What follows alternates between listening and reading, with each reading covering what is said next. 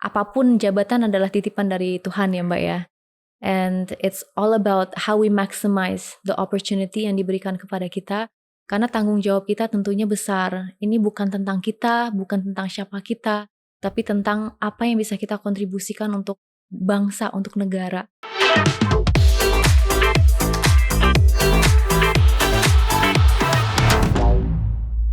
Halo Sobat Cuan, kamu lagi menyaksikan podcast Top Woman Talk bersama aku Dina Gurning. Nah, selama 2 bulan terakhir, ini mata masyarakat Indonesia sedang dan masih tertuju pada kabinet menteri dan wakil menteri yang baru, yaitu yang tersusun dalam kabinet merah putih. Kita tahu ada 109 orang yang sudah dipilih oleh Presiden Prabowo Subianto, dan 14 diantaranya adalah sosok-sosok perempuan hebat. Dan yang saat ini sudah bersama dengan kami di podcast Top Woman Talk kali ini adalah salah satu perempuan hebat tersebut, yaitu Diah Roro Esti Widya Putri yang terpilih sebagai Wakil Menteri Perdagangan Republik Indonesia dalam Kabinet Merah Putih. Mbak Roro, apa kabar? Baik, Alhamdulillah. Gimana kabarnya Mbak Dina? Baik, terima kasih ya Mbak Roro yang sudah meluangkan waktu bersama kami. Thank you for Mbak being Roro, here. tadi kita udah bahas begitu ya, di mana akhir tahun 2024 ini sudah terpilih begitu susunan kabinet yang sangat ditunggu-tunggu oleh masyarakat Indonesia. Dan diantaranya ada 14 orang perempuan dan Mbak Roro adalah salah satunya dan bahkan yang termuda secara usia begitu.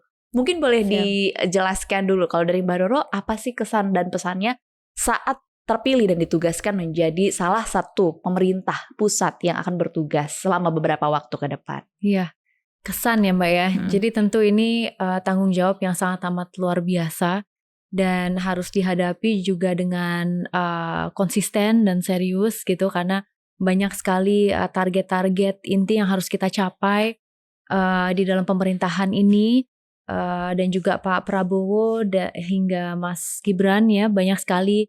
Kemarin waktu retreat sempat disampaikan gitu bahwa kita harus mencapai pertumbuhan ekonomi yang 8%, lalu kemudian juga banyak sekali program-program yang sifatnya itu untuk meningkatkan kualitas sumber daya manusia kita.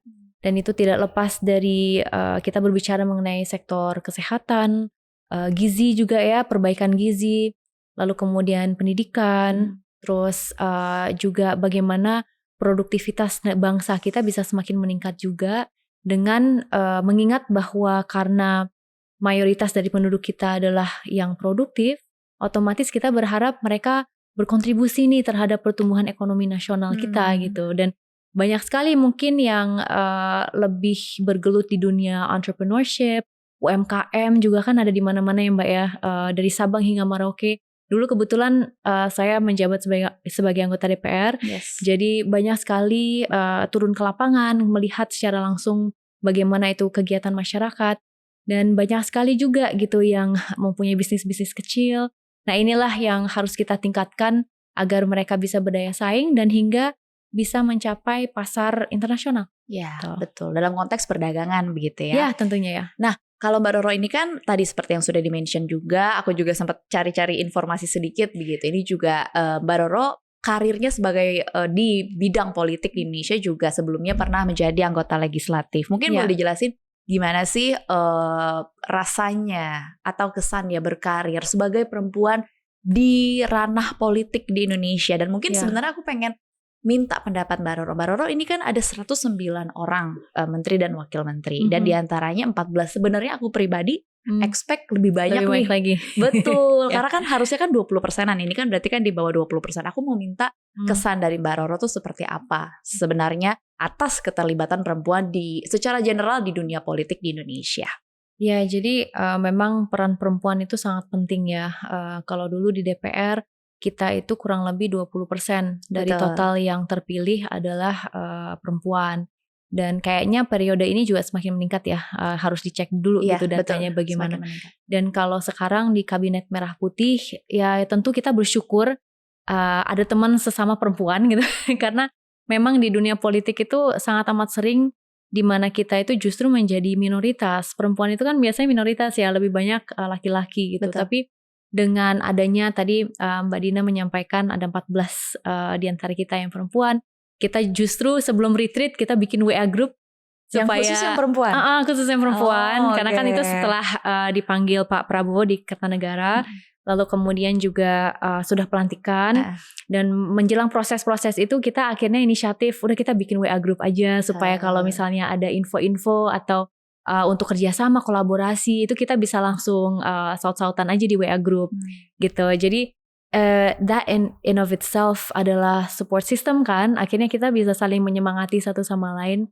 Dan bahkan untuk teman-teman yang di kabinet khusus misalnya Wamen itu kita juga ada grup gitu. Jadi untuk mempermudah koordinasi, karena banyak sekali kegiatan yang sifatnya juga tumpang tindih gitu, dimana daripada kita fokus ke ego sektoral, masing-masing fokus ke diri sendiri, gimana kalau kita kolaborasi. Nah itu sebetulnya itu tadi gitu. Jadi kita menjadi support system untuk satu sama lain. Dan sure pasti ada challenges-nya ya sebagai perempuan gitu. Tapi saya rasa karena bukan hanya saya, I think understanding that we are not alone itu yang membuat kita lebih semangat sih untuk menjalani setiap hari. Karena pada intinya pasti setiap hari ada aja challenge-nya gitu, yang mungkin tidak kelihatan di publik, tapi kita harus mempunyai daya juang itu tadi dan mengingatkan diri sendiri. Tadi juga saya sempat cerita bahwa waktu retreat itu ada satu sesi khusus, ada pembicara dari MIT dan beliau itu menyampaikan the importance of purpose. Jadi kita berjalan dan kita mengabdi untuk bangsa itu dengan sense of purpose, mengenal kenapa sih kita melakukan apa yang kita lakukan, dan kenapa kita ingin berjuang di ranah itu gitu. Dan ketika kita mendapatkan jawabannya, itulah yang bisa membuat kita selalu semangat untuk berkontribusi dan mengabdikan diri secara full gitu. Jadi kemarin tuh banyak informasi dan hal-hal yang justru membuat kita semua lebih semangat Mbak untuk keep going gitu. Oke, ini pas sebenarnya sama pertanyaanku selanjutnya. Oke. Sebenarnya apa sih yang melatar belakangi, karena kalau kita bicara background ini juga pasti kan kaitannya dengan purpose gitu. Yang melatar belakangi Mbak Roro akhirnya terjun ke dunia politik dan akhirnya pada saat ini menjabat sebagai Wakil Menteri Perdagangan. Iya. Jadi tentunya semua itu tidak lepas dari sebuah proses ya Mbak ya, yang mungkin tidak diketahui banyak orang, atau kita juga namanya juga di era digital yang semuanya serba seolah instan gitu. Padahal di balik sebuah cerita atau sebuah pencapaian itu ada perjuangan yang tak terhingga tentunya. Dan perjalanan karir saya di dunia politik itu sejak saya lulus kuliah, sebetulnya even before that, karena saya juga lahir di keluarga yang berpolitik. Bapak saya kan tokoh partai gitu yang cukup senior, dan beliau juga sempat menjabat sebagai pimpinan Komisi 1, Komisi 7 di DPR RI.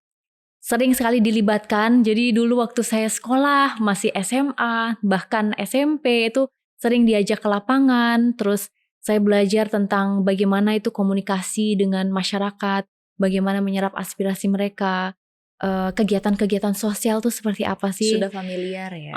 Jadi gimana kita bisa hadir di tengah masyarakat. Terus ternyata karena pengalaman itu saya justru lebih terpanggil untuk bisa melakukan lebih gitu untuk masyarakat. Jadi dulu waktu selesai kuliah, ekonomi dapat, sosiologi atau sosial dapat, lingkungan hidup juga dapat gitu. Dan pengalaman itu yang membuat saya merasa oke, saya harus menggunakan ilmu saya nih. Dan karena dibiayai negara, waktu itu akhirnya berusaha dapat beasiswa karena bapak saya justru bilang gitu, kalau misalnya mau melanjutkan kuliah nggak akan dibayarin kecuali keterima di salah satu perguruan tinggi yang terbaik di dunia gitu.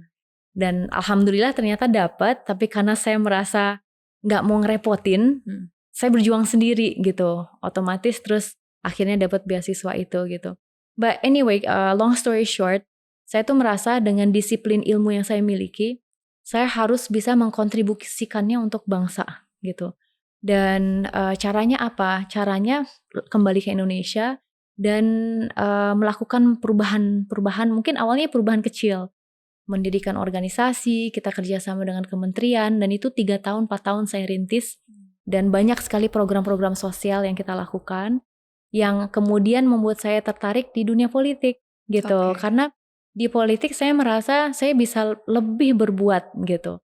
Dan apalagi misalnya DPR, kita walaupun mewakili sebuah wilayah, kalau di pusat kita tetap memikirkan nasib bangsa negara Indonesia secara keseluruhan gitu kan Mbak. Jadi akhirnya ternyata dikasih kepercayaan, masyarakat kepingin dukung sebagai anggota DPR. Di situ juga saya diberi amanah di Komisi 7, bidang industri, energi, riset inovasi. Jadi saya memaksimalkan banget peran itu gitu, dan totalitas kemarin itu berjuang untuk masyarakat. Yang kemudian mengantarkan saya ternyata takdirnya itu berada di posisi sekarang. Dan saya memaknai semua ini sebagai amanah, dan apapun jabatan adalah titipan dari Tuhan ya Mbak ya. And it's all about how we maximize the opportunity yang diberikan kepada kita. Karena tanggung jawab kita tentunya besar. Ini bukan tentang kita, bukan tentang siapa kita, tapi tentang apa yang bisa kita kontribusikan untuk bangsa, untuk negara. Dan tadi Mbak Dina bilang gimana dengan yang perempuan-perempuan atau anggota kabinet lainnya. The fact that Pak Prabowo kemarin ngadain retreat yang mempersatukan kita semua, itu justru membuat kita merasa bahwa kita bagian dari perubahan. Itu yang pertama, perubahan yang positif tentunya untuk bangsa. Dan kita di sini adalah sebagai tim. We are a team.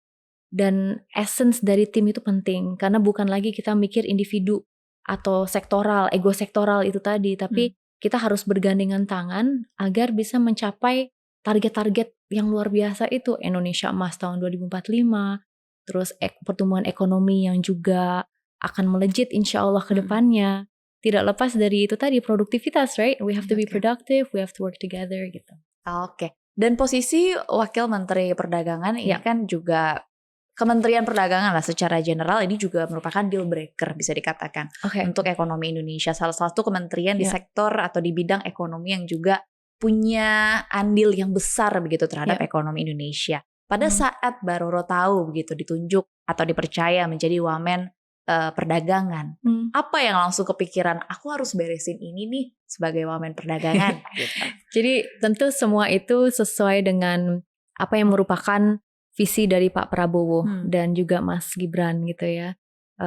Dan tentu saya posisinya juga sebagai wakil menteri, di mana kita mensupport Pak Menteri, Pak Budi Santoso dalam hal ini untuk menjalankan bukan hanya tugas-tugas tapi yang juga merupakan visi besar Pak Presiden. Dan kita mengetahui bahwa sektor perdagangan ini berkontribusi kurang lebih 12,9% in our GDP ya. GDP kita. Lalu kemudian kemarin Pak Menteri juga sudah mengutarakan mengenai program strategis dalam 100 hari kerja ini. Yang pertama bagaimana kita bisa mengamankan pasar dalam negeri, terus kita memperluas pasar yang luar negeri gitu ya, jadi ekspor kita. Terus juga kita meningkatkan kualitas UMKM kita. Jadi julukannya tuh UMKM bisa tuh berani inovasi, siap adaptasi. Dan hingga bisa tembus ke pasar internasional, pasar global. This is our goal, karena ternyata potensi kita itu besar sekali untuk bisa sampai ke pasar itu gitu. Dan kebetulan kemarin kita juga habis rapat dengan beliau, dan kita pembagian tugas Mbak, supaya nggak saling tumpang tindih kan. Jadi kita karena ada Kementerian UMKM, ada Kementerian Koperasi sekarang. Betul, jadi kita bagi-bagi tugas. Kalau saya ditugaskan oleh Pak Menteri untuk lebih fokus ke perundingan yang berkaitan mengenai perjanjian-perjanjian internasional yang ada kaitannya tentu dengan international trade. Kita banyak yang outstanding juga. Jadi misalnya kemarin kami baru aja nerima kunjungan dari Uni Eropa. Kita punya namanya Indonesia EU Comprehensive Economic Partnership Agreement atau SEPA.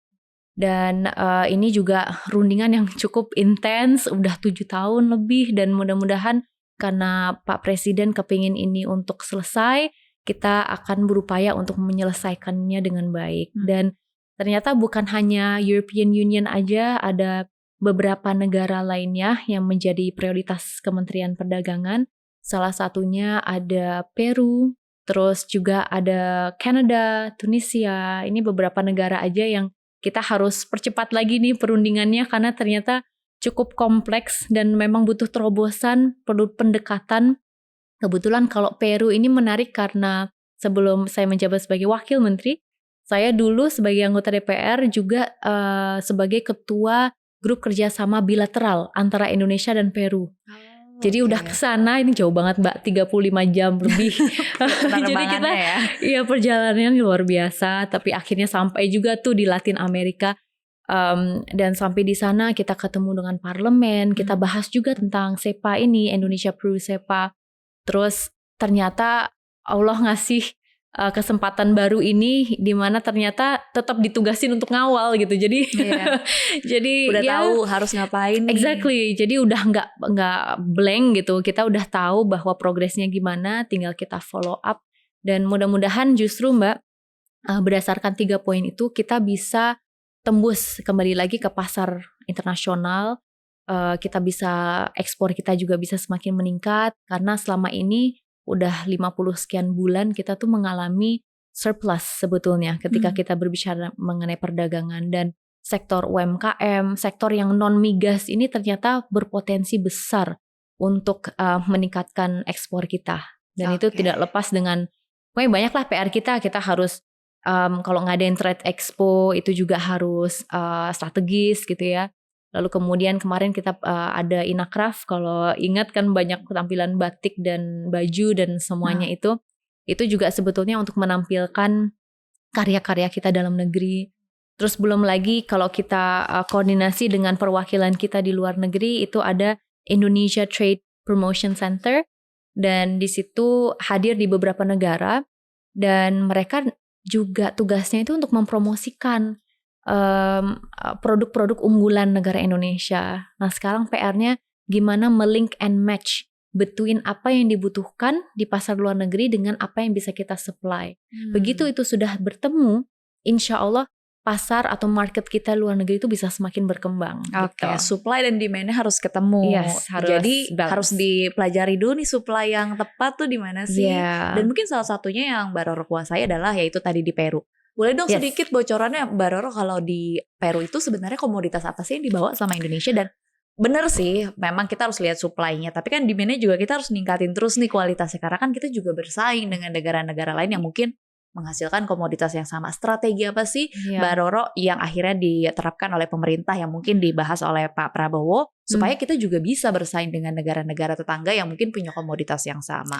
Ya, jadi promotion is one thing ya, itu menjadi kunci juga. Bagaimana kita memperkenalkan produk kita.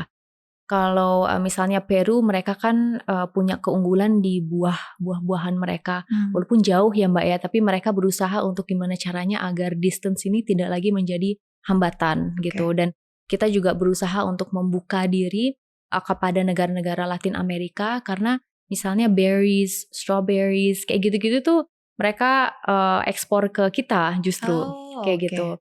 Dan ini contoh aja ya. Nah tapi sekarang bagaimana kemudian mungkin komoditas atau produk-produk kita justru bisa lebih dikenal. One of the most important things yang harus kita tekankan, harus kita tingkatkan itu adalah promotion. Karena dengan kita mempromosikannya dengan baik, kita dengan berbagai macam acara, tapi yang targeted ya. Jadi acara yang kemudian bisa melink and match between yang memproduksi dengan yang beli. Jadi kalau bayarnya udah pasti, itu kan justru mempermudah flow-nya itu tadi kan. Dan kalau saya boleh cerita juga, ada beberapa negara prioritas kita untuk mengekspor.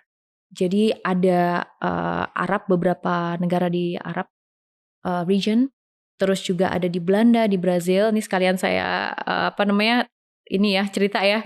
Ada Chile, China, Filipina, India, Kenya, Korea Selatan, Meksiko, UAE, Vietnam, Kanada, ini sebagian aja dari prioritas kita untuk saat ini ketika berbicara mengenai ekspor.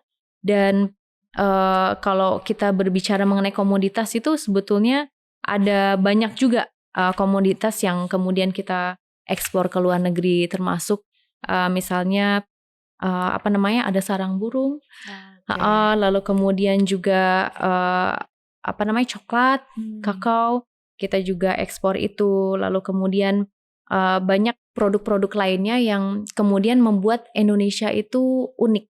Dan harapannya Indonesia itu bisa menjadi top of mind negara-negara ketika berbicara mengenai misalnya coffee or chocolate, produk-produk or sarang ini ya. burung, atau bahkan barang-barang untuk bangunan itu juga ada. Ketika kita berbicara mengenai industri ya, itu juga ada beberapa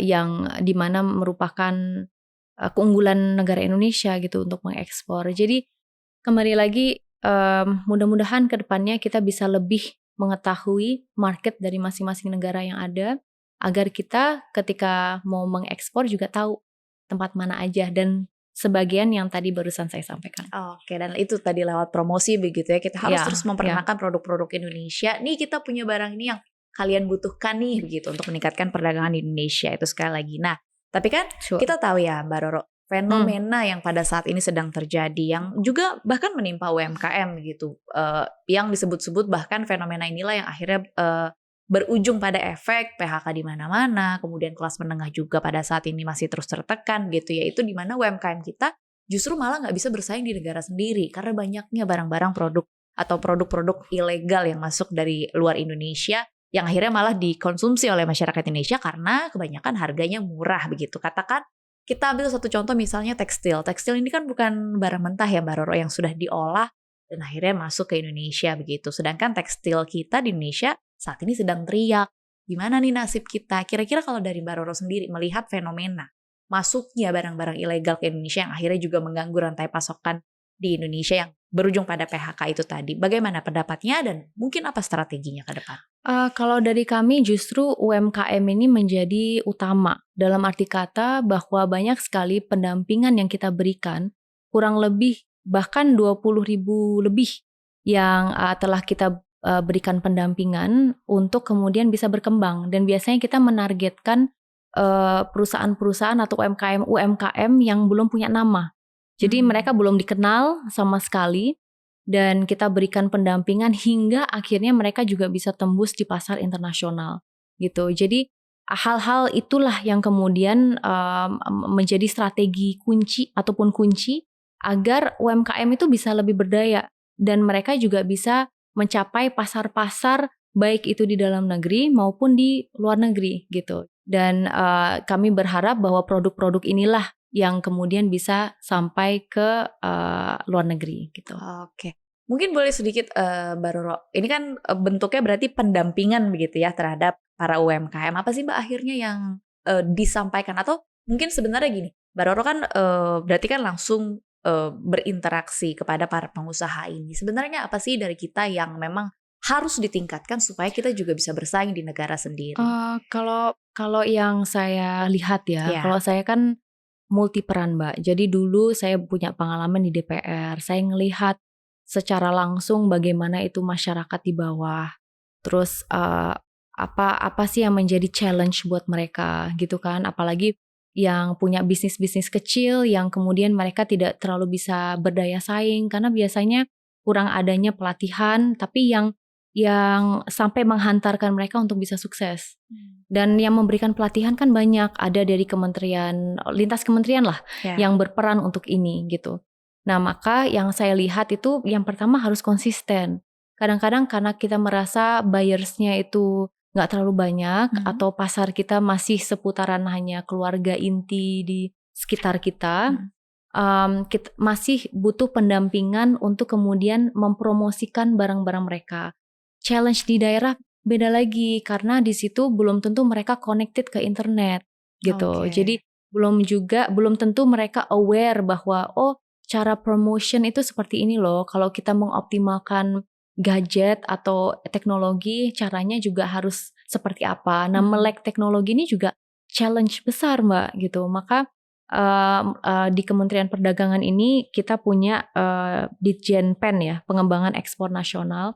Dan kita mentargetkan beberapa bisnis-bisnis kecil itu tadi yang awalnya awam banget tentang promotion atau bagaimana kita mempromosikan sebuah produk, gimana kita menceritakan story gitu ya, storytelling melalui promotion itu tadi, mempromosikan produk, hingga kemudian bertemu dengan pasar yang menjanjikan dan syukur-syukur bisa tembus ke ekspor juga gitu. Jadi itu yang alhamdulillah yang sedang dilakukan oleh Kementerian Perdagangan, dan saya lihat juga kalau di lapangan itu memang mereka butuh itu Mbak. Jadi pendampingan itu, tapi yang lebih penting lagi adalah bagaimana kita tidak akhirnya merasa tergantung dengan bantuan.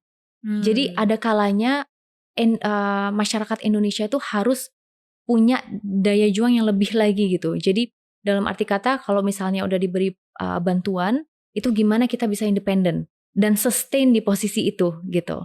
Nah itu kan berarti butuh setiap hari itu harus berjuang dan harus ada target, terus ada planning. Nah itu yang kita harap bisa kita didik melalui program-program seperti ini agar mereka pun bisa berkembang gitu. Oke, mungkin ini akan menjadi pertanyaan aku yang terakhir ya buat Mbak Roro.